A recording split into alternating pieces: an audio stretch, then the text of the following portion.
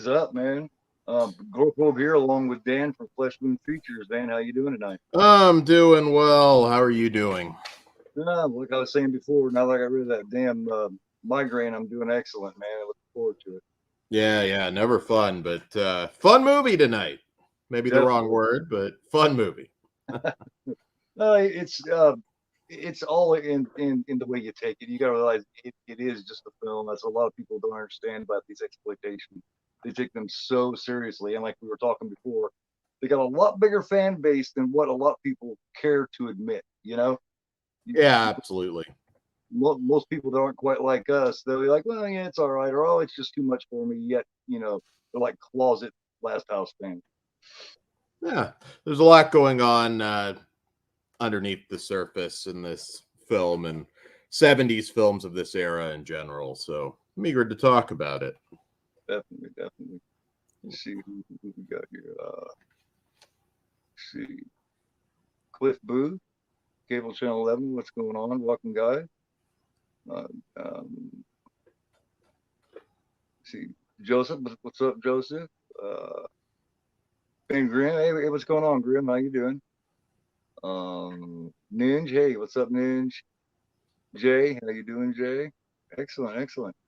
How many Last House fans we got out there? Is anybody out there that doesn't like it, has never seen it?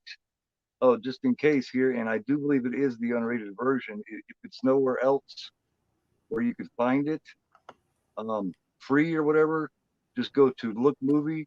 Just go to this link right here, and you'll be able to see it free, ad free.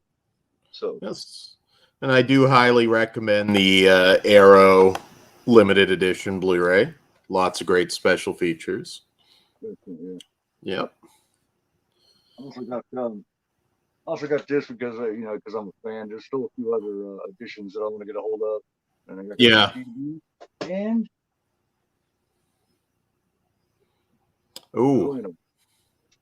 yeah, I can actually show a Last House on the left memorabilia if you give me 1 second before we start this.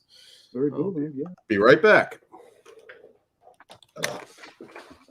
Also got my I've also got my autograph of Jeremy Rain right there to play Sadie right there. Dan's coming back with his. Yeah, take it easy, Joseph. Thanks for stopping by, man. Don't forget to give a like on it, man. Much appreciated, brother. Have a nice evening.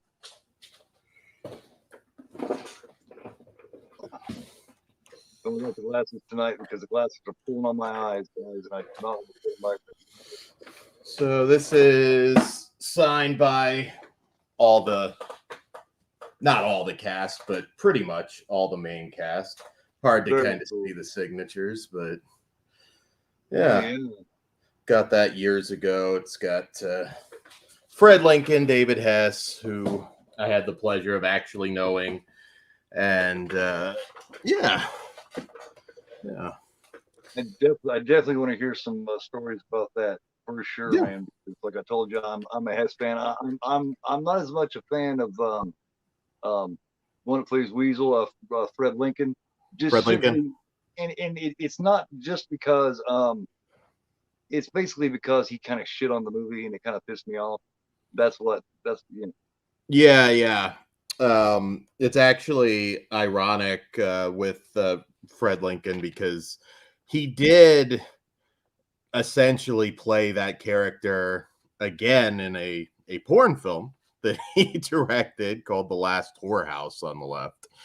So he still kind of profited off of the movie, even though just like Hess said, man, it's like he talks all this shit about how low quality and how shitty Last House was. Yet, he does fucking and sucking for a living, you know what I mean, in porn. Yet he's gonna rip one, which was kind of ironic. Yeah, very much so. And this film does have porn roots as well. It was initially conceived as being a hardcore feature, which is partially why this had some of those connections, and we can talk a little bit about that as we go through the commentary. Definitely, yeah. I remember the original script, and they ended up having to tell Jeremy Rain, because she said, I'm not going to do that. No, you can ignore all that stuff. They were having sex with the blood and all kinds of stuff is what they had in the script. Yes, a lot of the stuff that they didn't use in Last House on the Left was used in Chaos, which is the unofficial remake of Last House on the Left. The one unofficial remake of Last House on the Left. So, yeah. I have not seen that. Interesting. Yeah, Chaos, Dark Force Releasing put out a Blu-ray of that one. Kevin Gage is essentially in the Krug role. So it's not as good, but it is brutal. Yeah. Excellent. Yeah. I'll definitely have to check that out. That's your boys 8. Thanks, man. Thanks for stopping in and saying, hey, stick around and check out the film. Does everybody have a line on it? A way they can watch it and all that kind of stuff? Or you guys are right here? Let me get off my special features here and over here. Get me set up. My subtitles going.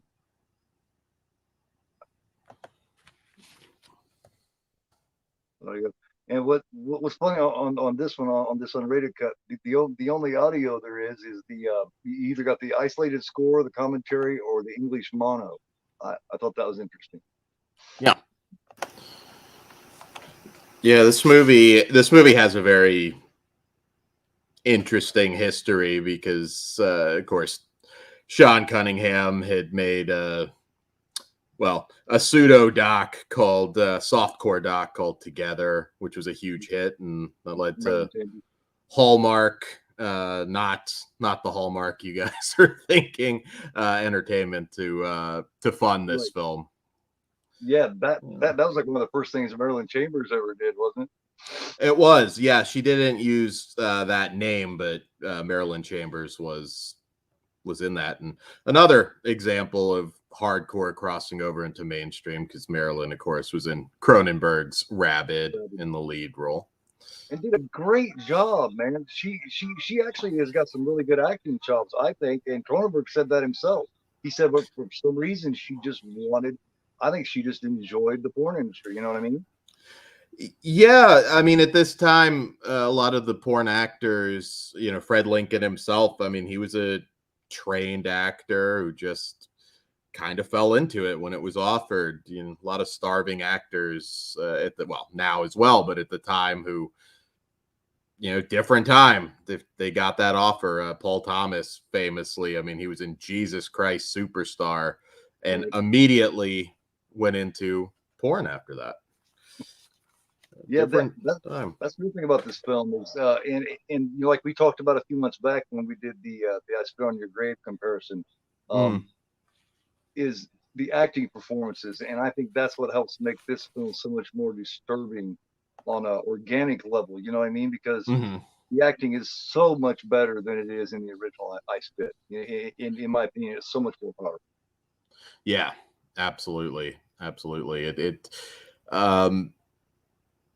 do think it's a great film. I've always loved it.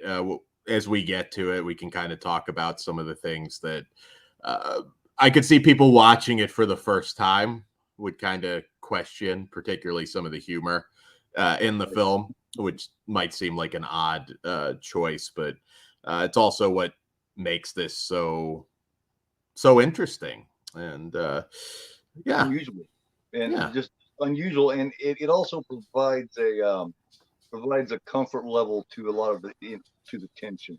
You know what I mean? That is important. Yeah. Are you doing the play with the introduction by Craven, or just the film? I have it set to just go into the film. Okay, let me get it there and pause it real quick here. Okay, I've got it paused on where it's talking about the adventure about the witness. All right, I've got that as well. So yeah. All right. If there's somebody that's not ready that's going to check it out with us, let me know. Stop me in my countdown. Other than that, we'll get this rolling. 5, 4, 3, 2, 1, and Jackie Gleason says, "Away we go." or All right. as he said, away we go. Name. Yeah, yeah. I love how they put it like it's actually made after something that actually happened. Which in a way, it's kind of taken from that, and it's also taken like like as we know Mhm. from the Virgin Spring from Ingmar Bergman, and Very which is a much film too. used the template of Virgin Spring, which of course was based itself on medieval literature. So, Yeah, that borrowed as well. But the yeah, story's as old as time, man. You know what I mean? It really is. it is. And of course, Sean Cunningham, the producer, was riding a wave because he also did the White Coder Art of Marriage. Which, if you guys are unfamiliar with what a white coder is, that was essentially a way around the censors at the time where they would have a doctor, usually in a white coat, Yeah, introduce whether they were, doing some bullshit story on swingers or something, and they would just use that to essentially get around it to make it educational. yeah. I love the low class version, the way the mailman says, "He's about the prettiest piece I've ever seen." Yeah.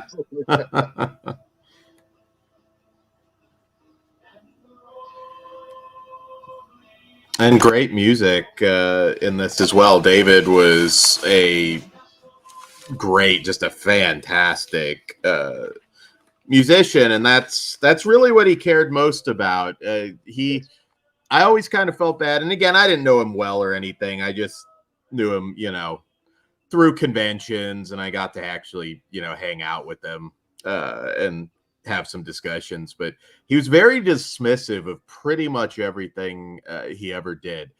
Oddly enough, Hitchhike, he was proud of that with Franco Nero, of course, Right. and at the time he was very proud of Smash Cut, which was one of his last films, kind of a horror comedy, because I think he got to stretch out of the Krug mold a little bit, and not Yeah, just, which of course he was typecast forever as the definitely. the the violent psychopath. Even his role in Wes Craven even kind of had him redo his role in a Swamp Thing. He was basically essentially crude, Mm-hmm. even with the machete. You know what I mean? Yeah, yeah, yeah. It's a shame. He was a very talented actor, and he didn't really have any experience going into this. Martin Cove initially was offered the Krug role, but he was a little bit more interested in comedy at this particular point, and he recommended David Hess because David Hess was, or he was dating David Hess's sister. He's So, basically his yeah, brother-in-law. Yeah. yeah. And yeah, I remember the story that he told about coming down there. It's since he wasn't as big of a guy, they put a bunch of sweaters on him, and it was like this really hot New York day, and, Mm-hmm. and they're stuck in traffic, and he was like, "Hell, get out!" He ran to there, got in there, and said, "All right, I'm here, fuck it," and they just Yeah, yeah. yeah. Sandra Cassell, man, also known as Sandra Peabody, was she was definitely traumatized during the making. She was. It was a very rough shoot for her, but also I think some of that was also a method at the time. She kind of really went deep, and although she did reportedly walk off set at one point, Fred Lincoln had to Yes. corral her to get her back. Uh, because Hess was very method as well. And as we get later into the movie, of course, there's a lot of rough physical scenes, and Yeah. she did. Sandra Peabody, actually, she had somewhat of a career. She had the looks and chops, I think, to make a bigger run. She did a small role in Legend of Boggy Creek the same year, which, of course, one of the great success stories of independent film.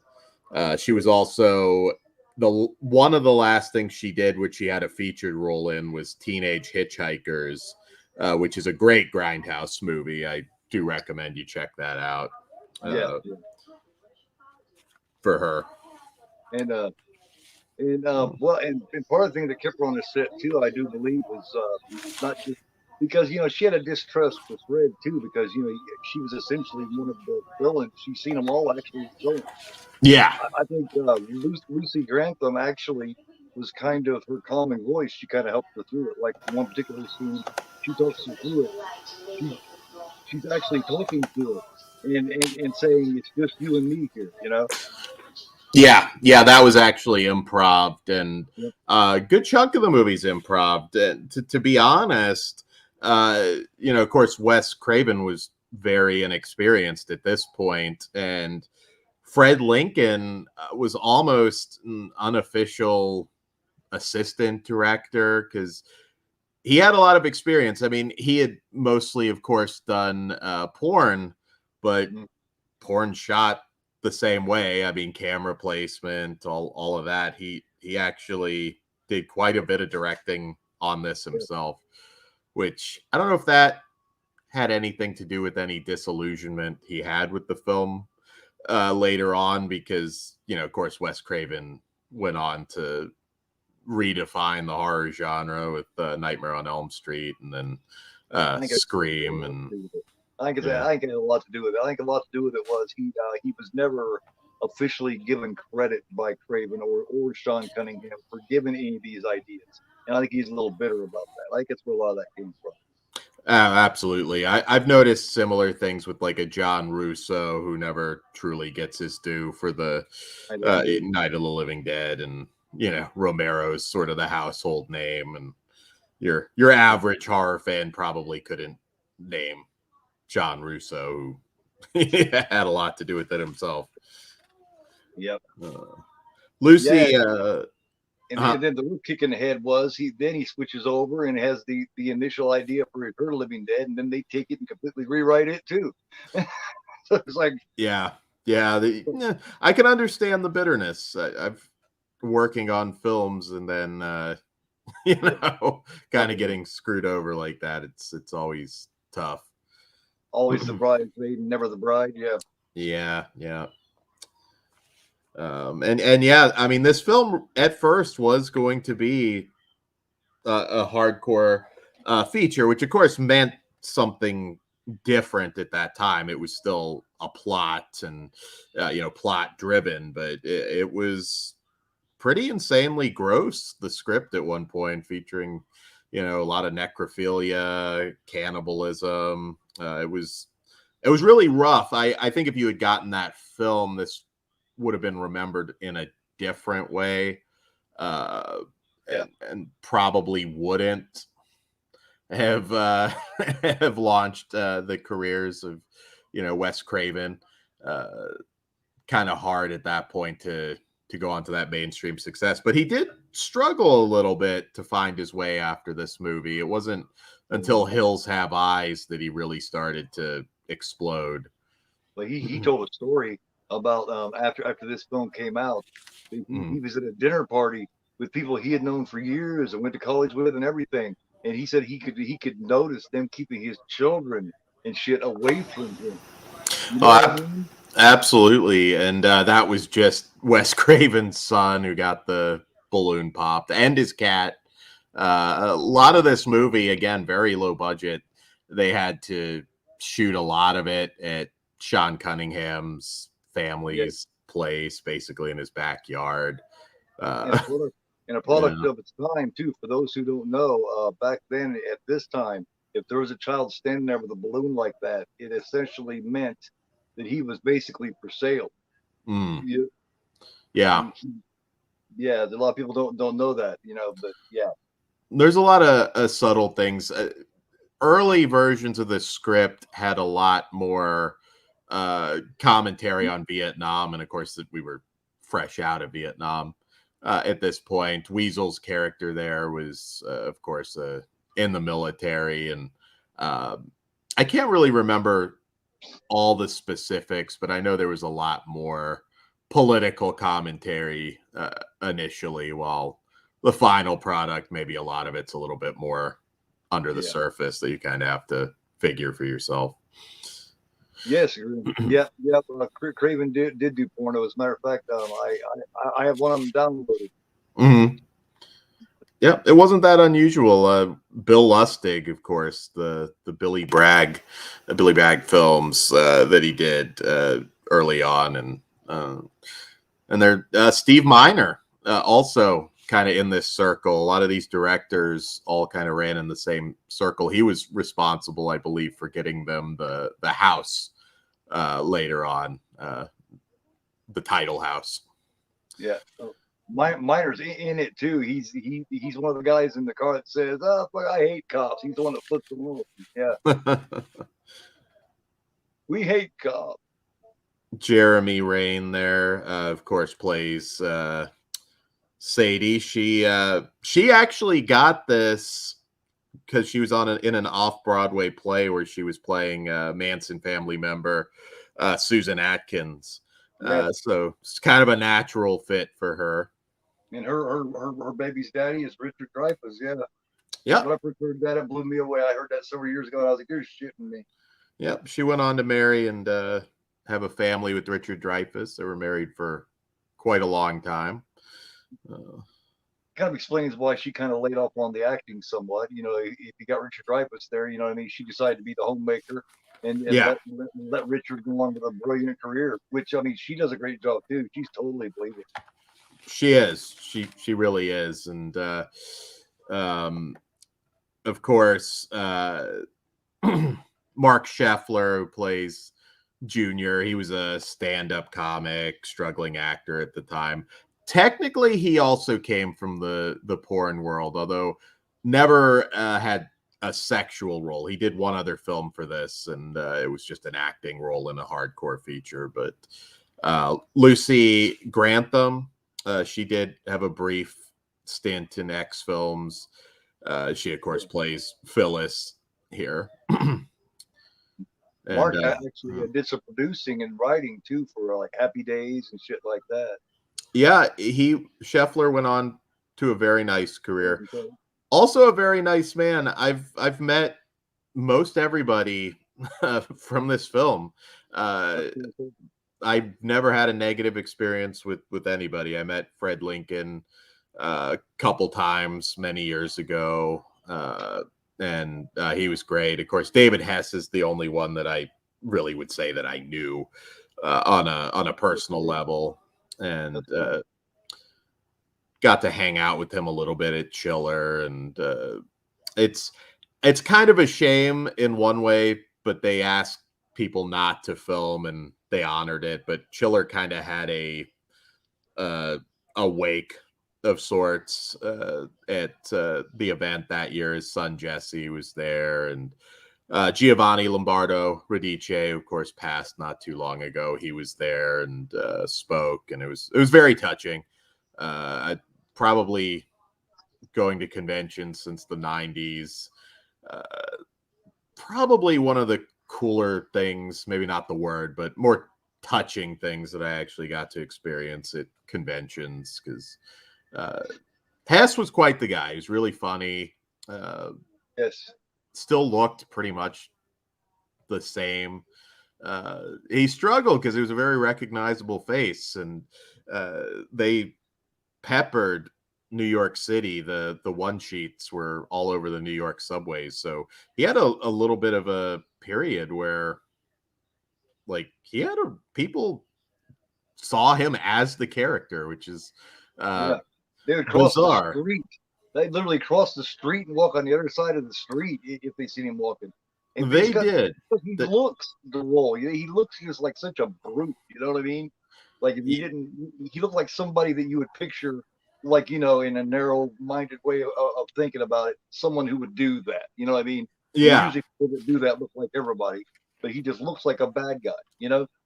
Yeah, he had a very distinct look, and he was just somebody that yeah, I mean, he was always going to be recognized. He couldn't just put a baseball cap on and go unseen. Even years later, I think, because this movie had legs. It never went away.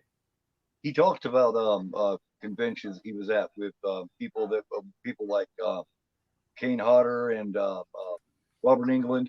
They'd have them lined up at the table, and he would be the only villain sitting at that table that didn't wear heavy makeup or a mask during his villain role. He just looked like him, you know, and he was laughing talking about that. Yeah. This had some pretty savage reviews at the time. There's a lot of films of this era where the legend kind of grows and certain things weren't true, but this got some savage reviews. Like one reviewer called it the most un-American movie ever made. And it's very interesting if you can go back and look at some of those initial reviews in the 70s that, yeah, funny. They were funny considering rough. He was born out of the Vietnam War and all that horrible footage that was coming from over there. And then they're going to call this the most un-American thing ever made, you know? Yeah. They were so small-minded. Yeah, I mean, I don't think a lot of the patrons watching this in the theater at the time really, saw anything beyond the savage violence. And it's interesting. Fred Lincoln has talked about it before. Of course, he knew Lucy from adult films, but he also knew Sandra, and he knew her for about 3 or 4 years going into this movie. And they'd go on auditions together, and she was still like afraid of him on set. He said she was just so method that she was afraid that she acted almost as if she was being taken out. I mean, you take it from her point of view. No one knew who Wes Craven really was or Sean Cunningham. Next thing you know, they take this young girl out, out in the middle of nowhere, which was basically the basis and the setting of like to actually get killed during a movie. You know what I mean? Actually, the basis of what's going on for. God damn it. The words elude me. Where you actually get killed in the film. That. Yeah. So just think how paranoid she would have been if she'd never met any of the people there, because she was treated like, like she was just taken out to the wolves to be actually killed on film. Yeah. Which was going on at this time in film films. There was actually an industry. Yeah, it never got made, but I was at one point working on a film that was also going to be a rape revenge sort of scenario, but a supernatural horror themed film, and I was going to play a Krug-esque character, and no way I could ever do anything on par with David Hess, but I often kind of thought about it because I actually told him one of the times I got to chat with him at Chiller, I believe, that I was doing it, and he, of course, he just said, like, yeah, get ready to not be so popular with any in-laws or family that you might have, or that would have been fun, man. Hey, it would have, man. Yeah, it would have been interesting, and I mean that's something that I certainly could still make if I get back into film, but I don't know. Especially now, it's back then. I think it might be more extreme, the reactions of people that you might meet on the street, as far as I believe it was Jeremy Rain who said somebody came up to her, a little girl, I believe, and just said she hated her guts. And then the mom's like, well, you mean you hate the character? I don't know why this little girl was watching Last House on the Left. But I was thinking, what the fuck? She was that young. I was like, damn. Because the mom was like, no, you hate her character. He's like, no, I hate her guts, and pointed right at her. Why didn't she be like, hey, mom, why is your daughter watching this fucking film? I say people are different now, but Walking Dead, I remember Jeffrey Dean Morgan, when, not to spoil anything, but brutally kills off a couple popular characters in that show, and he got death threats. So yeah. people are That's still dumb, I guess. that's when it tells you you're doing a good job. You know, Absolutely. Absolutely. they're just so just run of the mill about it. They're like, hey, just scoot out of the way. You know, I'll stick in your right next to your friend. You know what I mean? And it's Yeah. just like this is like another day in the life, you know, of these people. That's the whole thing that's creepy about this. This is just another day in their life. They don't give a fuck. They don't give a shit. They know they Mm. don't have any. They know they don't have any long term future. They just escaped from prison. You know, they're not going to go very far. So they're saying, fuck it. Yeah. It's I think what really upset people though too about this film is they do kind of make you feel for these characters at a certain point. Not saying everybody necessarily does, but they do have moments, and we'll get into it when we get there. But where My favorite part of the they film. are appalled at their own actions. Yep. You know, There's two. it's you know, That is one of my favorite parts of the film, the one you talk about. And then there's another one where they're sitting there eating spaghetti is my other favorite part of the film.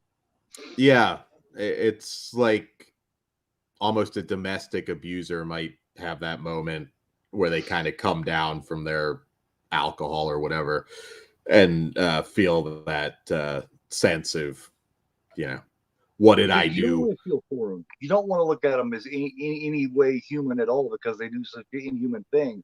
So Yeah, when they show that kind of thing and they do make you look at it and say, hey, that really is a person, it pisses people off. I think it's very effective. I mean, you have to be a very good actor, which I think everybody on this film pretty much Oh, was, at yeah. least the main players. But you know, to show that humanity, even in a brutal character uh, like a Krug, which I will say, I'm not a huge fan of the remake. I think it has its moments. It misses It's the point. certainly it does. I will say Garrett Dillahunt, who played Krug in that, Right. I don't have a lot of issues with it because you just can't. You don't want to just get somebody to do a David Hess impression because that's just not going to work. I think Right. Elijah Wood in the Maniac remake did such a good job because he wasn't just trying to Right. copy Joe Spinell. Joe It's a totally Spinell's different kind of level. a man at a time. Right. You can't replace that. And I do think David Hess is kind of a generational uh, Yeah. actor. I would have liked to have seen more from him because I think he would have been capable. Very funny guy. He does comedy well. If you haven't seen it, go watch Smash Cut, one of his final films. Uh, see him in a different light. Yeah, I see him in The Godfather and Godfather 2 mainly as far as Godfathers go. Of course, he's Mr. Gazzo in Mhm. Rock in the first three Rocky films, you know, first two mainly. Um, you know, and then he's in Maniac, and then he's in the Last Horror Show. You know what I mean? The guy could do anything. Oh, Spinell, absolutely, absolutely. He had his demons, and it's a shame because the career he could have had. Hey, Jessica, how you doing?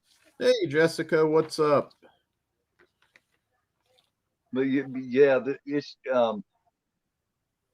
Wood played it perfectly. That was very smart of him to not try to cover that. And that's another one that for years I didn't have a lot of respect for Elijah Wood. But when I seen him do that Maniac remake and some other stuff like Coon the Daddy and stuff like that, I Yeah. just realized the skill level this guy has, man. In front of the camera and behind the camera, he's a legit fan. Big horror fan. When he wrapped those Lord of the Rings movies, which I enjoy that original trilogy quite a bit. I Also, not not so fond of the later stuff, but when he wrapped that, he really made some great decisions. I remember people were furious in the horror community when he was announced for the Maniac remake, but mm-hmm. seeing him in Sin City and some other stuff at that time, I'm like, I forgot about that. maybe. I forgot Yeah. about Sin City. Yeah. Yeah. He's a very, I get it. He's a very, very small guy, Yeah, but it works quite well. That's one of the better remakes for sure. I think it fared a definitely. lot better than Last It's House top on the five. Left. It's top five remakes for me. It's in the top Yeah. five, definitely. Um, Krug is such a bully there. Here he is talking about all this shit he knows, and by the time I was his age, I could do this and that. Because Junior pulls it out and he said, "Look, I think I found the problem. There's oil on the end of this." And he's like, "Oh, you schmuck! By the time I was your age, I could fix anything on four wheels. Then why aren't you looking at it, motherfucker? You bully." You know? and and of course we have our Keystone Cops who it is strange, but it's also what makes this movie unique. It's hard to Yes, sir. that is the Very one necessary. thing that I get it. Like people just discovering this movie, like what the hell? I know Ben was talking about it Yeah. earlier, but it doesn't blunt any of the nastiness. Oh, definitely not. Yeah, I love Martin Cove, of course, played Sensei and everything from Karate Kid. That's what most people know him from. People that Mhm. see him in this, it just blows them away when they see it. It's like, hey, that's the Sensei from Karate. Yeah, that's Martin Cove. I love Yeah, it. He goes, you mean like a duck or something? I always cheesy action movie, but Steel Justice is a good Martin Cove film. He's quite skilled too. It would have been interesting Hmm. to have seen him play the crew for. I mean, there's no way he could have did it like S because he just doesn't have that about him. But I think he would have done well. Yeah, I mean, Cove, He's of course, who has had a career resurgence with Cobra Kai. right. Uh, I think he would have been good, but it wouldn't have been the same. He would have played it as a more standard villain, and he would have been great, but it wouldn't. I don't know. It wouldn't have come off the same way. I don't think this film would have the same legacy if you take David Hess out of that lead role. Right. Hey, Steven, how you doing, man? Hey, Steven. Steven's a good guy, man. Really Yeah. good guy. I try and remember everybody's like real name. I was bad about that Yeah, for the sorry. longest time on YouTube, calling everybody by their gimmick names. But Hey, there's a way you can remember everybody. Steven and I did about a year ago. We did a watch of Carpenter's Christine together, oh, and okay. I'm looking forward to hooking up with him and Knight again. Matter of fact, I just talked to Knight a little while ago, Steven, a couple Mhm. days ago, and we talked about doing. I think Knight wants to do Christine with us, so if you're interested in doing Christine Oh. again with me and Knight, Steven, then the invite's out there, man. And of course, we're That's so rough. at the more rough portion of It, this, and I look at it now, and of course, Craven shot it very documentary style, but he doesn't really focus too much on the details, ogling any nudity yeah, or anything like that, and it's so low of them. this Piss your pants, and then when she does, and if she doesn't do it, they hurt her friend, so then she has to do it, and then they laugh at her when she does it. That's the kind of shit that makes people upset at this movie. Shit like that. and you can imagine seeing it in a theater in Mm, 1972. uh I can no, imagine this being one of those films, much like the original Frankenstein, where people might have passed out and thrown up. A lot of those, again, those stories of people dying in a theater or passing out, or yeah, sometimes often fabricated to get more yeah, eyes yeah. on the movie. But uh, I absolutely, this film had walkouts, and uh, there were people that did picket the theaters. That is documented. A lot of people would. They were trying to get to the Yeah. control room to destroy the print, to destroy the Yeah. film. Yeah. Yeah. It's just a film, guys. Yeah. So they say, well, the argument always is yeah, most people that see it aren't gonna, aren't gonna take that from it. But then you Hmm. got this one or two crazies that may be seeing it that will reenact it. there's been stories talked about how some crazies that seen it actually did go out and do this because they supposedly said because they seen this movie. Just like people dressing like the Droogs from Clockwork Orange, you know what I mean? And Mhm. actually going to Kubrick's house. That's why he pulled the film from I theaters or anything. I think anybody that's on the verge of doing that, I mean, you can find inspiration from just about Exactly. anything. It's gonna happen. You're just a powder keg ready to explode. I think trying to blame movies like this, which again, there this one, there's a lot going on. There's uh a scene that was also, I know, in one of the early drafts of the script where Junior actually survives, and Oh, uh, they decided to kill him off because they didn't think he really played into some of the later events in the same way that they wanted. But he survives in an early draft, and there's a scene where he essentially walks in after the family is wiped out, Krug and his found family, and he has a line. I think it's "You're a doctor, man," more like a butcher, and yeah. when he's looking at what he has just done to his family, and again, that's a not so subtle uh, Vietnam commentary as well, Right. because again, we were just fresh out. I mean, I don't think it was even officially over when they were filming Right. this. So, Um, well, Craven talked about the dream sequence. I for those who haven't seen it, I won't get into it. But, the mhm. dream sequence. Craven actually talked about, and they discussed writing it in the script where that's how the parents would get revenge. Is in a way a doctor would with like a scalpel. Well, what happens if I Yeah, cut this? Or you know what I mean? But they decided not to go that way. yeah, there's a lot of things. I mean, the chainsaw sequence at the end, of course, is legendary, and it's a lot of fun to watch. But I think some of the original ideas for that, I think, might have fit the movie better. But I think even the warts, if you want to call them that this movie has, those imperfections work for it. Uh, Yeah. you can't recreate it. Like I remember when they announced the Last House on the Left remake, I'm like, Mm. obviously they've got to drop the comedy with the cops, and they did. But at the end of the day, you might have a more slick movie, but remake doesn't hold a candle to this. Right. No, not even close. I mean, it's not that anybody does a bad job in it. It's No. just that it just doesn't have. It misses, like I said before, it misses the whole point. It lacks that intensity. Mhm. Like the assault scene is so much longer and so much more brutal, but it still lacks the intensity because of the villains, because of the way it was written and the way it's performed. Yeah.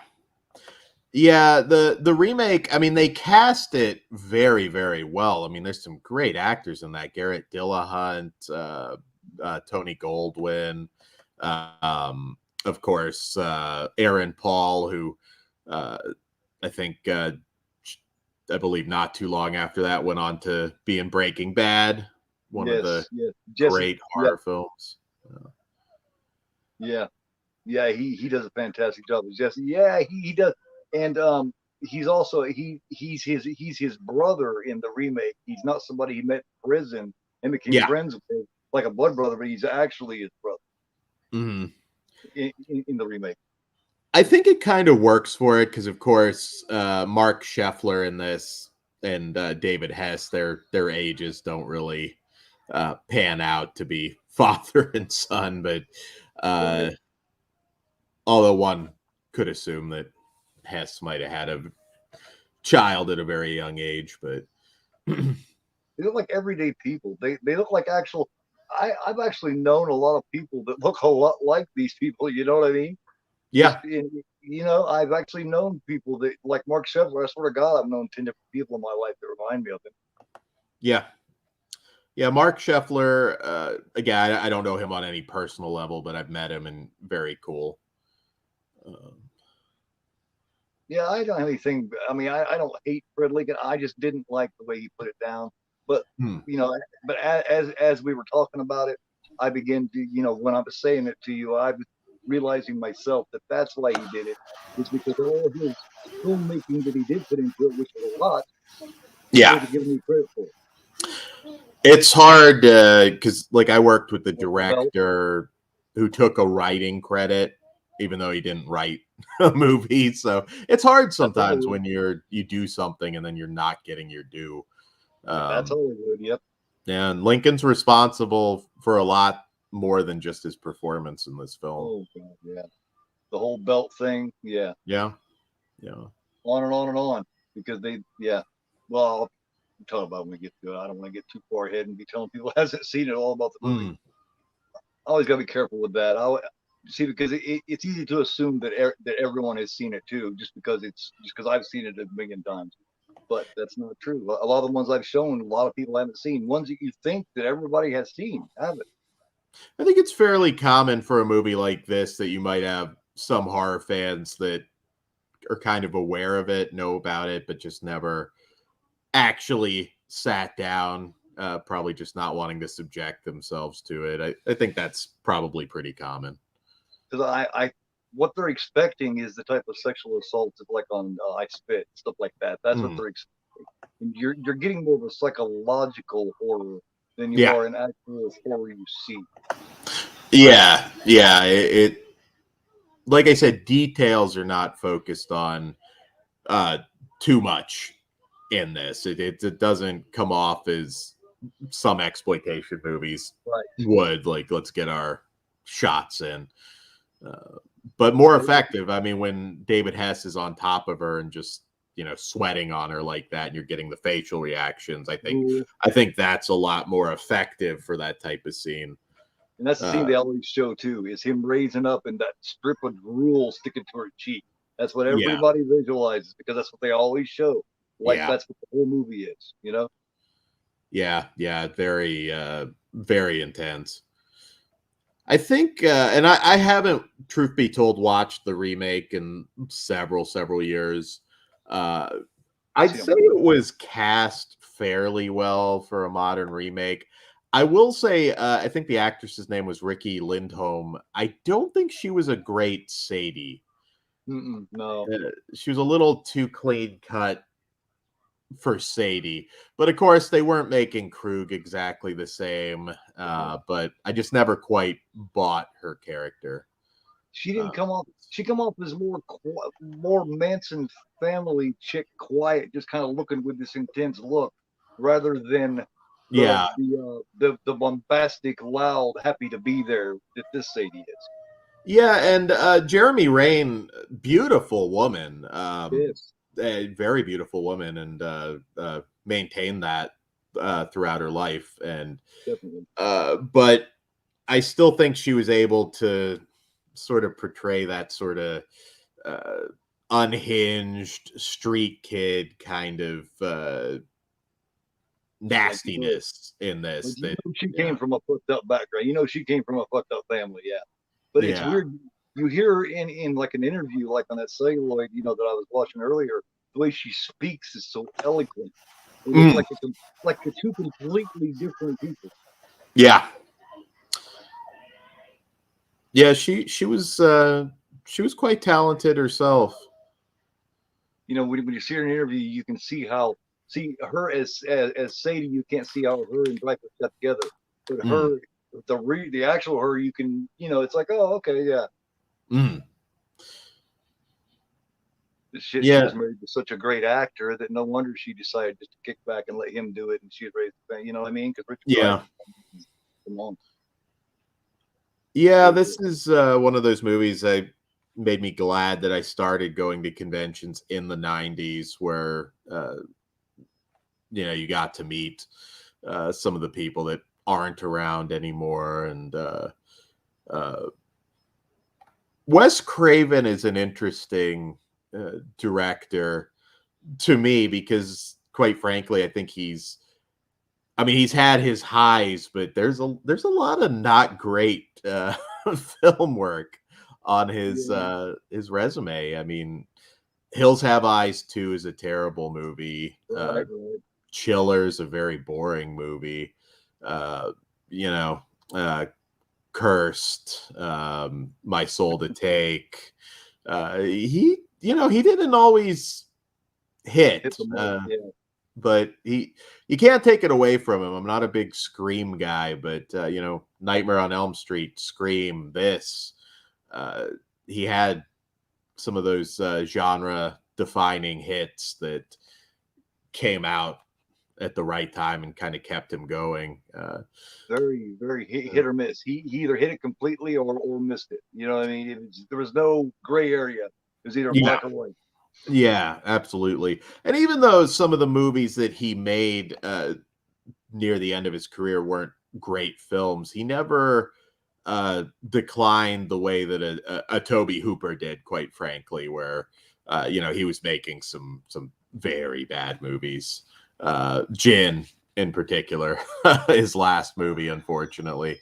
And I love Tobe Hooper, but Wes managed to stay in the studio system. Yeah, yeah, And well, Toby was a lot. So you know what I mean. I love, of course, the original Chainsaw is one of my top 3 favorite films. Yeah, absolutely. Chainsaw 2 was good. The Fun House I like a lot. You know what I mean?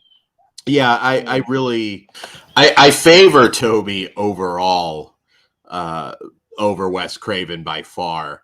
Some of his canon films are just so fucking wild, but they're all entertaining to me. Even the Invaders from Mars remake that he did, I always find entertainment value. Man, it's so sad that we're losing all of them. I mean, we just lost Friedkin too, and Friedkin was one of my favorite people to just sit and listen to. He was so interesting to listen to talk about film and just whatever. Yeah, Friedkin, another one. I mean, never declined in any major way. Bug is a brilliant William Friedkin movie that I recommend everybody watch. It's not, it wasn't advertised well. I don't think anybody really knew what they were getting into with Bug, but Bug's an amazing movie. Yeah. Highly recommended. Very good. That's the first time I ever actually seen Michael Shannon, and I was blown the fuck away, man. I was like, this dude just comes off a lot. And I see him in interviews, and he actually comes off like that. I talked about this before, kind of like Jeff Goldblum. How you see him in his movies, he's like that all the time. Yeah, Goldblum. He's that humor that you see. That's Have you ever, if you're a Michael Shannon fan, I do recommend a movie he did. It's not a horror movie per se, but I guess you could call it horror adjacent. Take Shelter. Yes, also The Harvest. Yeah. Take Shelter is excellent. He's always fun to watch. I actually was quite fond of his Zod as well in Man of Steel. Mm-hmm. He's very imposing as Zod. Yeah. This is rough right here. This is this doesn't show you anything, yet it shows you a lot somehow. You know what I mean? Yeah. It didn't show anything there, yet you felt like you've just seen everything.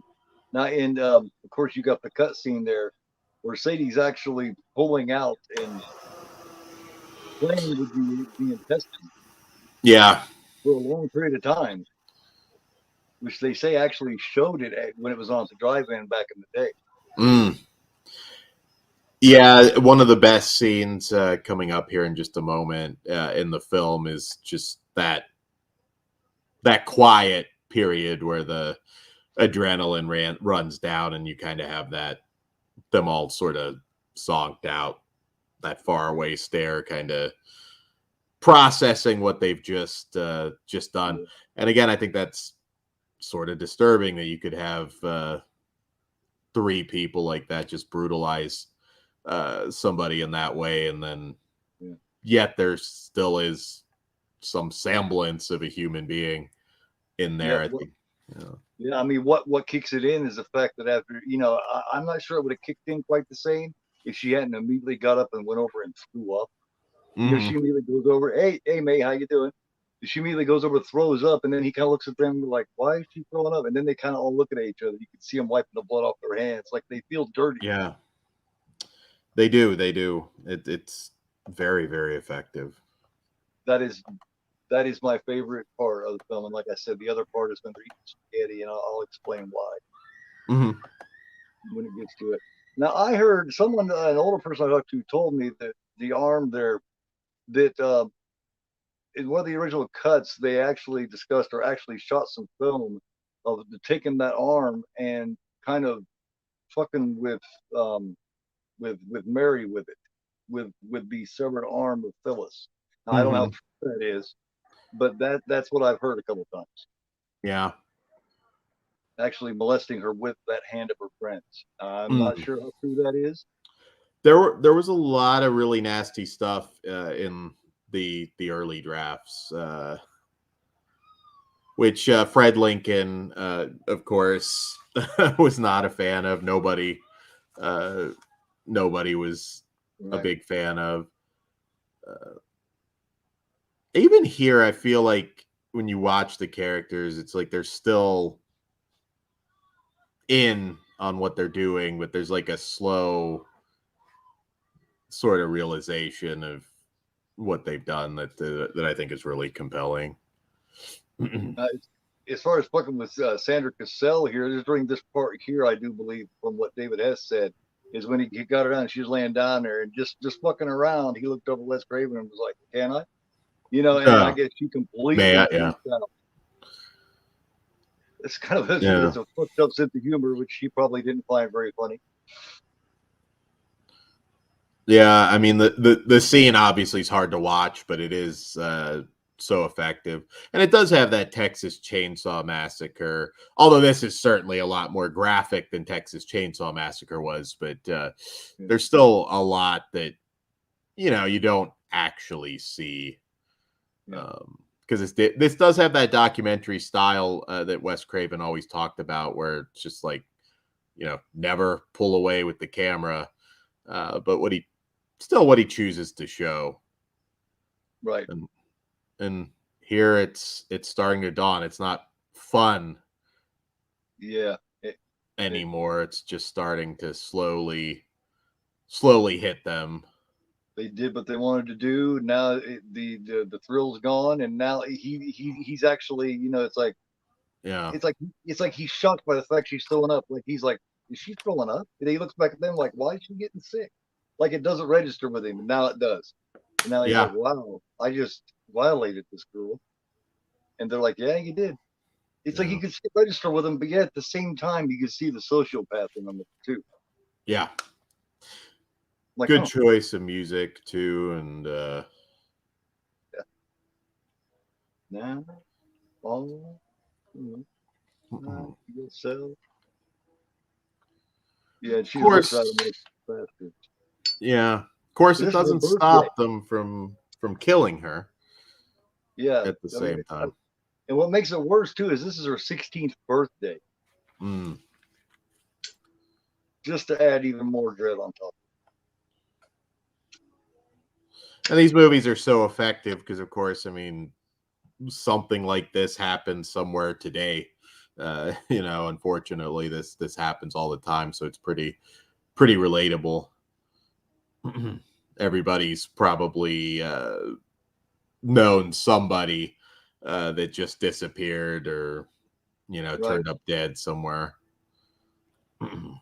I understand that, May said, I'm not watching tonight, saw this once, and that was enough for me. Yeah. That's quite all right. That's understandable. Yeah, no, it's understandable, May. This one's it's a rough watch. I've watched all of pretty much any disturbing horror or exploitation film you can name, so I'm very desensitized, but it's still, it's effective, especially when the actors are good. Yes. I see a lot of movies that have a really brutal, fucked up content, but it doesn't always have an effect when it's just, let's be as offensive as possible and graphic as possible. That can be fun to watch, but it's not like, It's like, We've these just guys seen are trying too hard. we've just seen so much and so many of these films that you're right, we do kind of get sensitized to it and look at it from a film point of view. But your average person like May, you know, they can't really tolerate this kind of thing nearly as well because they just, you know what I mean? It takes a certain kind of person to be able to watch enough of them to get desensitized. Oh, absolutely. I do kind of wonder, just as a fan, also kind of golden era adult films, that kind of porno chic era where they really were real films, what this might have looked like as a hardcore feature. Right. Because you can really kind of see it, and if you've watched movies like Sean Costello's Forced Entry or Water Power, which is one hell of a wild movie in itself, you can kind of see where the hardcore would have been. I often thought, like, if I had to edit it as a hardcore feature, I would just maybe cut out all the cop stuff and insert that stuff where it made sense. Is it? I hear something. He's gonna listen down the road and shit. He does such a good job as the comedy relief. Yeah. Who do you think you are, Tonto? Martin Kove had a very interesting career. I mean, he did a lot of stuff, and he always remained active, and it's pretty cool to see where he wound up. I'm not a big Karate Kid guy, to be honest, but I do think it's nice that he had his resurgence with Cobra Kai. May wants to she said put a comment in there so she can find your channel, and she said sorry for not remembering your name. This is Daniel. I am Daniel, and I'll drop you a direct link for you there, May. I know that's the easiest way to do it. Hold on here. He's got a great channel, May. Oh, let's see here. Yeah, we'll be live tomorrow with some reviews. Ada there, she got top billing over Fred. Ada Washington, Fred Lincoln. That pissed him off too. He was like, hey, "Who the hell is Ada Washington?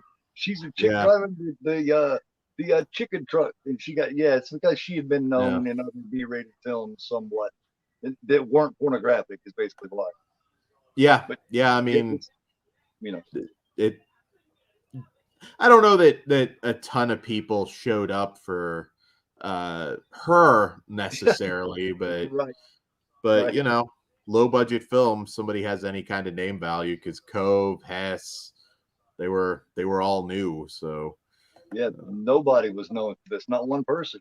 Even the one playing her dad, Gaylord St. James, he's also known as Dick Towers.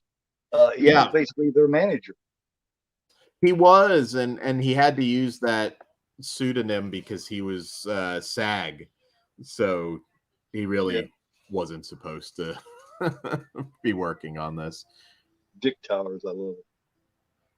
This is what I refer to as the cleansing. This is also an important part of the film too. This is them essentially cleansing themselves of what they've done, as far as their subconscious, that part of them that's still inside, that still does have some little bit of fucking caring, is cleansing themselves of what they've done. Yeah. It always, more often than not, at least if you're making a movie where you're kind of trying to make a statement, it's better to go the human route. At least have a few of those moments where you see that, in the villain's mind, they are right. They're not, they don't see themselves necessarily as the bad guy. Oh yeah, your best villains are always the ones that are in the right and you're in the wrong. Yeah. You're the bad guy, they're the good guy, and they pretty much say that as soon as they get to the house. They're like, they're pretty much talking shit about how well they live and got a utensil for every pea on the plate. You know what I mean? Making them out to be bad guys because they've accomplished shit. Yeah, the mustache twirling villain. It's fun. It can be fun to do that in, a Die Hard type film, where, you're not having a ton of nuance necessarily, but it does work here. And David Hess, I really do think the Krug character is going to be remembered for as long as people watch movies, I would say. Definitely. Here they are. They come in here now. This is just now. You're talking about being. Now this is in a different time, right? But these four come in, and I know they've cleaned themselves up and everything, but I don't know if I invite them to spend the night and all this kind of shit. I mean, look, he immediately goes over. I never understood that too. Here's Weasel. He's this experienced criminal. First thing he does is go over and cut the TV cord. Like they're not going to notice that shit like fairly quickly. You know what I mean? I didn't think that was such a great crime mind at work there. That's another thing. I think maybe people watching this now or just discovering it, younger horror fans may look at it and think like there's no way they would ever invite these people in. But I mean, I can tell you stories, going back there certainly were people that would invite the person whose car broke down that they didn't even know into their house. Probably less so these days, but I mean, those trusting people are still out there. I can remember a time when I was younger, not ancient history by any means, but our family, we would have these big Christmas parties, and we would have people in the house that essentially just showed up to look at decorations. Not the wisest thing, but some people are trusting like that. Yeah, and and something I didn't talk about, but the coincidence of them taking them out and the car dying right there beside where she lived, where she could actually see her own mailbox, and the dread of not being able to do a damn thing about it. Yeah. Essentially, why they ended up there. What's the chances that the killer of their daughter end up right there in their own house? Yeah, a little bit, I suppose, more likely in a small area like this. I suppose it could happen. There are not a lot of homes. I feel like letting David Hess, not David, letting Krug in when that suit very obviously is not his, might be a giveaway, but this fucker forgot to gas up the car. Oh my god! The law in that part of the city or town or whatever, that county, is definitely not on top of their game. Yeah. They're almost, these cops always put me in mind of like Dukes of Hazzard cops, or like Dirty Mary, Crazy Larry. You know what I mean? Oh, a great movie. Yeah, Peter Fonda. They're those kind of cops, Here yeah. Makes me think of Race with the Devil, a classic, another classic from the time. Now, this part here, it is so evident that these people just do not. You got the clashing of two different worlds here. This is what I was talking about earlier. You got these people who are, he's a doctor, he's well-to-do, she's a homemaker, and they got this nice little place out there. And then you got these people who are definitely from a completely different place, and they just do not fit in. They just don't know how to act around these kind of people. It becomes pretty obvious. I think even before they notice the dead giveaway, that they have their daughter's property. That these people don't quite make sense at the moment. They're actually in the back of their mind. Both of them are questioning back to mind. Should we have taken these people in, especially when they seen the teeth marks and shit? They're thinking, what have they done? Of course, they couldn't imagine in a million years what they actually have done and who they've done it to. But Junebug says, you got one more sub too, so you just gained two more subs from a couple of my people, man. Hell yeah. Absolutely. Thank you very much, Junebug. Dan's got a great channel, guys. Definitely go check it out. Yep. And if you, I can post another link, but check out Region Free as well. Oh, yeah. Our panel show that I'll drop that link as well. You'll probably see some familiar faces from the YouTube horror community on there as well.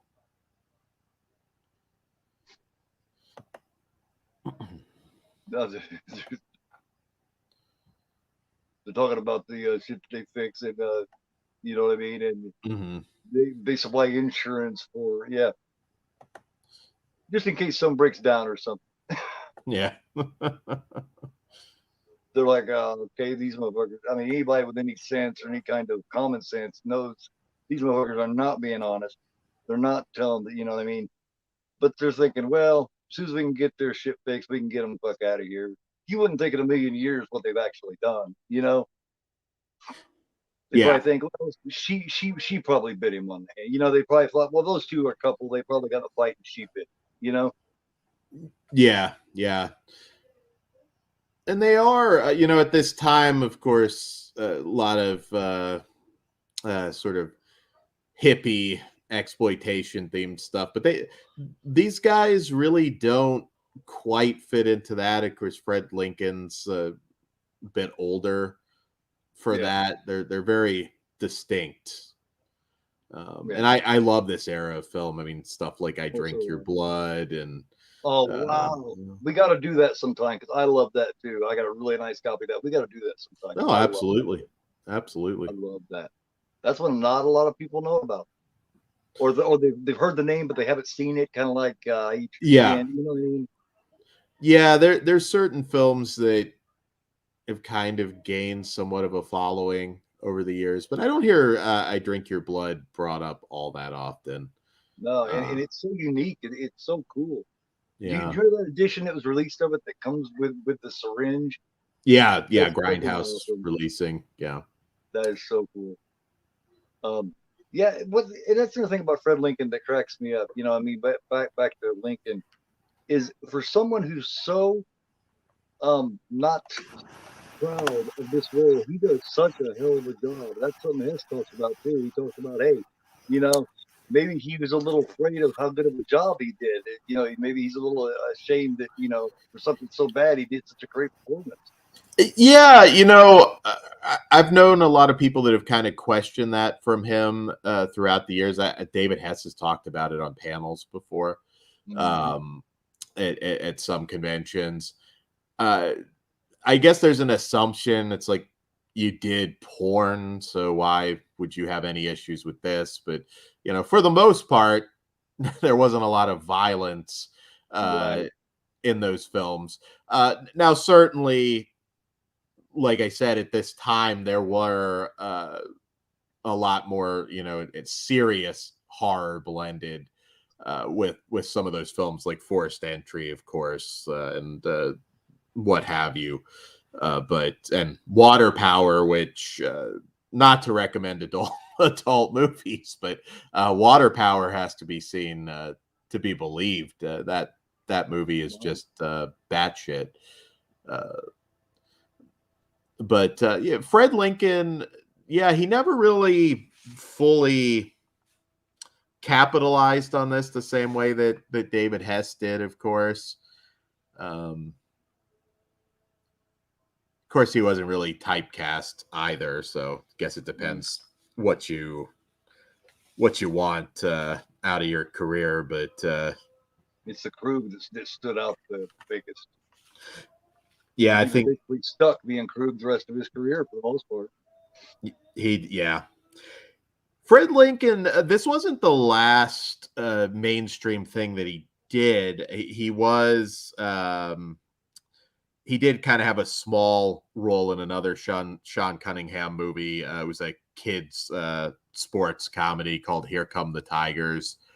I've only ever watched that once, so my memory is a little bit foggy, but he had like a small role in that. And but he stayed involved mostly just directing adult films until his death.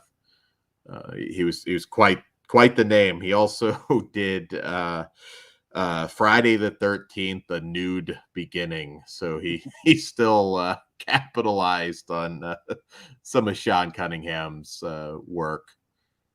So who's all basically still alive here? Just Sandra Peabody and Mark Scheffler, basically, and Jeremy Rain, or is she still alive? She's still alive. Scheffler's alive.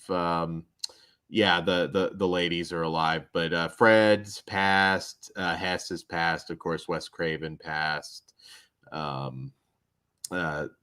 Sadly, Ada has passed as well. Well, But she probably didn't, yeah. Yeah, Cove's still around, of course. I did not know that Lincoln had died. I knew that Hess and Craven, of course, were gone. I did not know Lincoln had died too. Yeah, he died about 10 years ago. Very interesting guy, very funny guy as well. I mean, at this time, a lot of those adult film actors around this period, they were trained. I mean, Jamie Gillis was a fantastic actor. Eric Edwards could certainly act. Paul Thomas, again, Jesus Christ superstar. Right. It was kind of a different time, and Behind the Green Door, Deep Throat, a lot of those films kind of made hardcore films trendy there and okay to go see. That didn't last very long, but at least for a period, there was, I don't know if respect is the word, but to a degree, there was some respect for these hardcore features. Definitely still a different world from what it is now.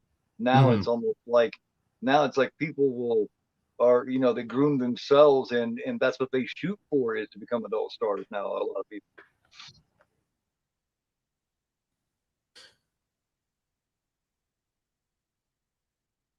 This guy, he's so full. It just kills me about the Weasel part, where he's the Weasel role. He's so full of himself and so sure of himself that he just knows that this woman is just wanting for something and longing for something, and he can provide. He comes out there strutting like he's just fucking the Fonz or something. Yeah.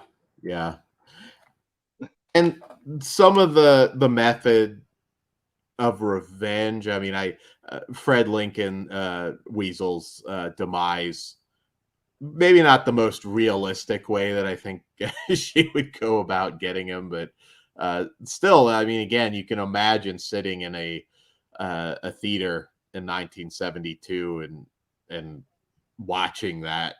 Right. Yeah, because I mean, she didn't really. I mean, that we've seen, she didn't really throw any hints or anything. So what made him so sure? Because she was expecting him to. You know what I mean? This is, she set this up this way. So I wonder if it was a cut scene or something like that, or something that was in the script that they just decided not to keep in.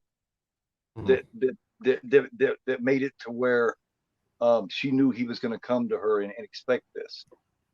Yeah. I mean, because he when he come out, she was expecting him to come to her like this, and we didn't see anything during the dinner or anything to suggest it. Yeah, I mean, there's certainly, I think, some arrogance, obviously, there too.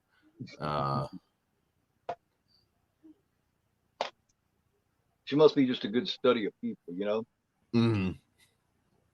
She knew all she had to do was hang around long enough, and one of the two would eventually be out and try something. Mm-hmm. Knowing that if she did offer it, they would probably pick her up on it. Of course, I guess, really watching it, I mean, she had to have some way to obviously get him far enough out to make all this work.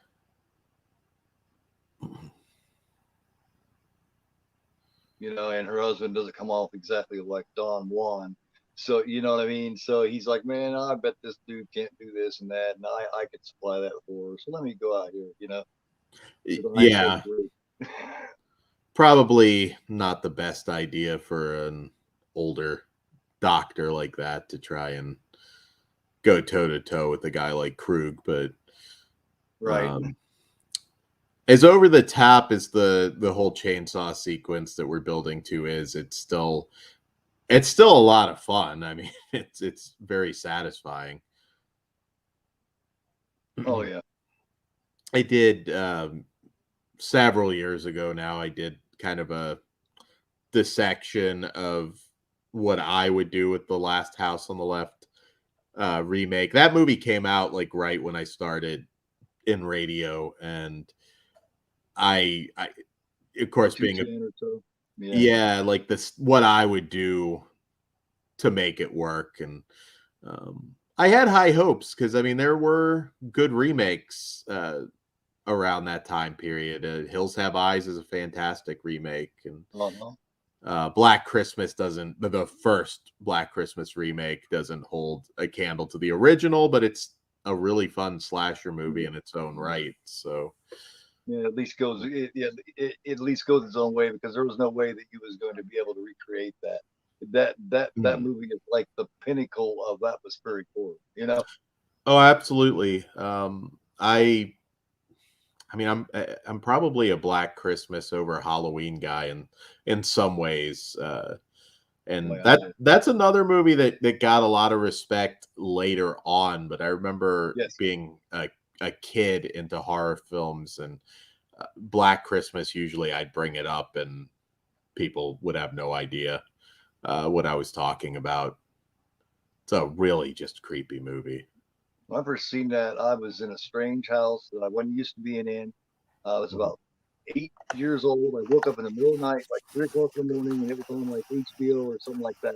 And I Mhm. woke up right as the first crank call was going on. Here I'm sitting in this dark, strange house by Yeah. myself on the couch, and the atmosphere was just unbelievable. It scared the shit out of me when I first. I was just like because it was that effective, but I fell in love with it at the same time. Oh, absolutely. I can remember getting creepy like prank calls. Nowadays, most people don't have landlines anymore, and if you don't recognize the number, I think most people just don't answer. But Yeah. but Call back, screaming, yeah. yeah, I can remember in the '90s, in particular, you get that weird random prank call once in a while that sometimes wasn't so funny. It'd be somebody that would be Right. really creepy. Billy's the man when it comes. He is the crank call. Like Yeah. if you've ever heard anything like that, then you've been damned because that motherfucker is the man when it Mm. comes to the crank call. Yeah, such a effective Yeah. film. I know everybody's, 80s are the peak for horror for a lot of horror fans, but I don't know. 70s for me. Yeah, 70s maybe in general for film. There was I love both, but the 70s with all yeah. the exploitation and just, I mean, look at it. You got The Exorcist, you got Halloween, you got Black Christmas, you got Carrie, on and on Yeah. and on, man. On and on. Yeah, they're that post Easy Rider, Rosemary's Baby wave where society was changing so much, you know, film followed suit and You got the Just Wrinkles and shit too. You got what I oh yeah, mean? You got, that horror too, which was really cool. oh yeah, There was so much different going on. I mean, you talk about slasher movies, yeah, the 80s. But in the 70s, all kinds of horror was happening, man. yeah, Messiah of Evil.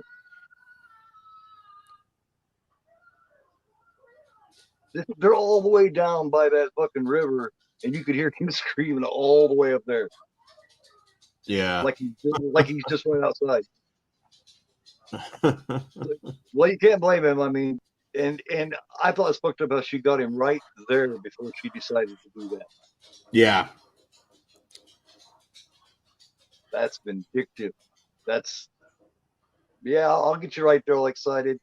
I have to go back and maybe revisit the remake at some point. I remember the microwave scene, and it Yeah, just it kind of I don't know, it kind of too much. pussed out with a lot of stuff that it did in that movie. I didn't like the girl surviving. I thought that was kind of Yeah, like, that you're missing the point.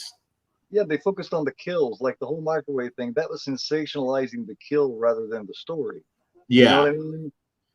Yeah, and I mean, again, some of this certainly biting his dick off and everything. You get a little more over the top there too, but it's still a little more visceral Makes than sense. I'm killing him with a microwave. I just always thought that was kind of stupid and didn't make any sense either. It makes sense because both of these girls, they know, they didn't have it proven, but they know they were brutalized sexually. So what better way to do it than to get this guy just ready to blow, well, and then bite his dick off? You know what I mean? Get the ultimate revenge on this fucker that beat this pervert. Yeah, yeah, Which the one that should have had that happen to him probably was Krug rather than Weasel. But hey, whatever. Weasel was the one that took the bait. yeah. And this fight's ending up just like it should too, because he would not stand a chance against Krug. Krug would whoop his ass every day, twice on Sunday. There's two different worlds they come from. Yeah, This no, guy's definitely, Ivy League. Yeah, he's Ivy League. He's a doctor. Plus, he's much older. definitely not been in a real fight before. Yeah. So even at Krug's age, even 20 years younger, Krug was still looking at that. Yeah, So he said, all right, then motherfucker, I'll just get a fucking equalizer. He's just damn lucky that Junior finally said enough. So this shows you how heartless and how sociopathic Krug truly is. it's another one. It's like he kind of just that switch flips and he becomes the beast. But again, his reaction after doing it, or getting him to Yeah. take When he finally himself does out. it, he's like he didn't actually think he was going to do it. Like he tells him, he's like, "You blow your brains up, blow your brains." And he actually doesn't. He's like, "Oh fuck, he did it." Yeah, found the whole, the Krug family, Krug and Company, of course, being an alternate title. Right. Found family is kind of a theme in some of Wes Craven's other work, and Sex Crime of the Century. yeah, That was another title. yeah, Sex Crimes of the Century was. Yeah. So finally, wasn't it someone at a drive-in or something like that? They wasn't getting the crowd in at all. And finally, this person said, "Hey, I can I suggest a title to you? How about Last House on the Left? Because it's got that ominous feel to it." Yeah, And they it did take tested good. it. They tested it. Also, Men's Room was another title that I believe Really? at some point was. I believe it was Men's Room was tested, Huh. and it Never just heard that. didn't. None of them really worked. And Last Yeah. House on the Left just kind of that was the one that hit, and a lot of people. There was a big wave of sort of Last House ripoffs, Night Train Murders, and Oh hell yeah, films I got that too. films like Last House on the Beach with Ray Lovelock and Last House on Dead End Street. There was a Yeah, lot yeah. of an attempt to piggyback that. A lot of times, a lot of times it worked too. Last House on Dead End Streets, it's definitely a niche classic too. Yeah. Um, but yeah, so for some reason, and you see other variations of it. Like last night, me and a friend of mine, Juno, did the first remake of Invasion of Body Snatchers from '78, the one with Donald Sutherland. Oh, classic Um, film. Yeah. and what he talks about is the guy, when they're in the mud bath house where Jeff Goldblum and Virginia Cartwright. Yeah. He says he said it's the last bed on the left. You hear Yeah. all different kinds of things like that. You know what I mean? It's the last at the top of the stairs. It's the last bedroom on your left. You hear all that kind of stuff now. Yeah. because it's just got a feel about it somehow. I think This, her attempt to kind of weasel out of her fate and turning on right? him was interesting. What me? It's him. Yeah. And this is basically brains and know-how versus brawn and brute. Because when Chainsaw's a pretty good equalizer in good, a fight. I'll give him that. and plus Uh, he went to take off. He wasn't expecting that fucking door to be hooked up to some electricity. You know what I mean? He was like, "Zzz." yeah, That's just that's a theme I noticed with Wes Craven. He loves the booby trap shit. I mean, you see it in Nightmare yeah. on Elm Street. Hills have eyes. Yeah. Yeah, the booby. He loves that booby trap shit. He loves revenge. He loves booby trap.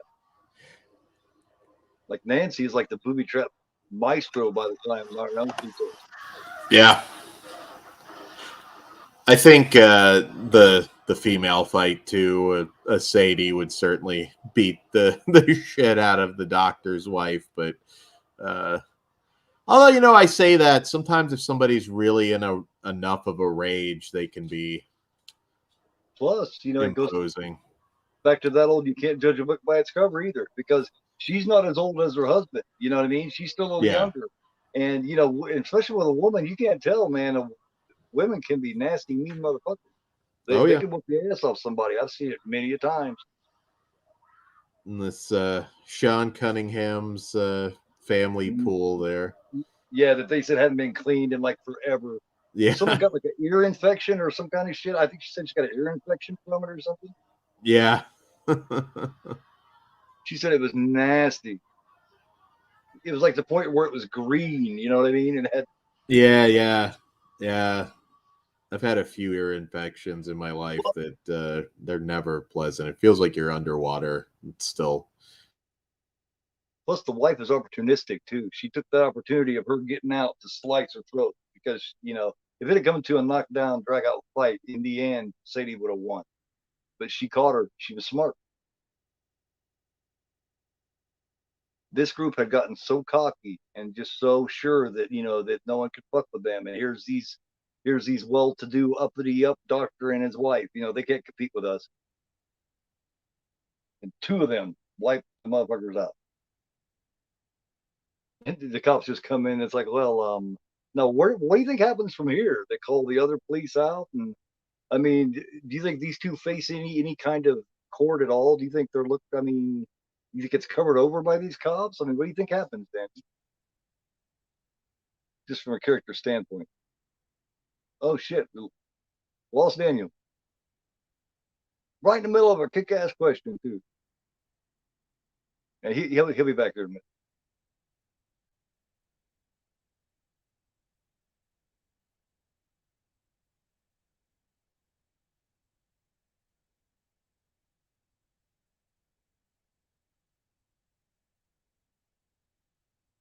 Well, that was the end, you guys.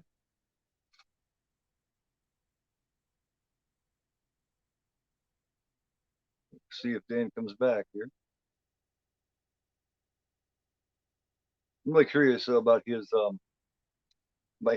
response to that question about what he thinks happens here. Hopefully he comes back. He lost power or something. I don't know. Give him a couple more minutes here. But yeah, anyone. Yeah, I can definitely understand, Meg. I can definitely understand. A lot of people feel that way about it.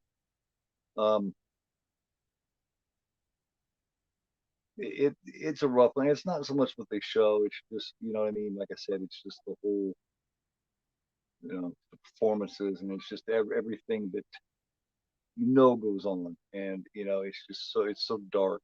You don't have to see necessarily what they're doing. You know it, and it's so well performed and so well done that it's almost as if you did see.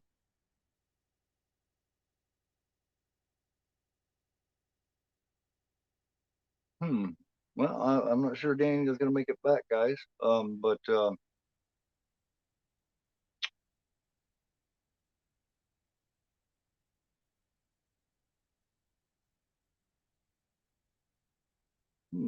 wonder what happened.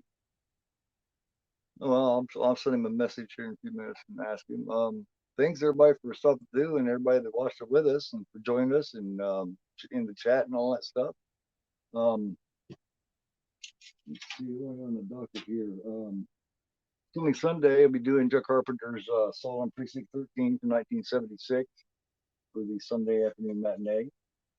And then Monday night, I'll be doing the original Halloween 2 from 1981, followed by the Friday 13th remake with my guest Eric from Hey Internet Eric here, Ninja, of course, from Ginger Ninja, Russell, and June, or Juno, if he wants to show up.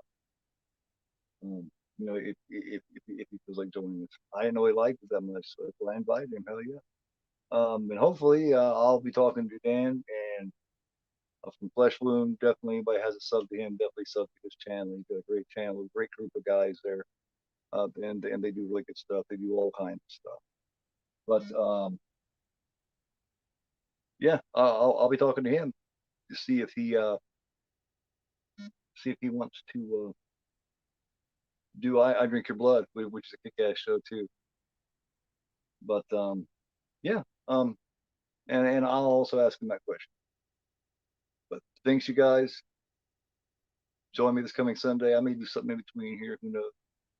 But much love to you guys, as always. Take care of yourselves. Take care of each other. That was Flesh Wound Dan from Flesh Wound Features. I am Gore Thug, and you guys are not.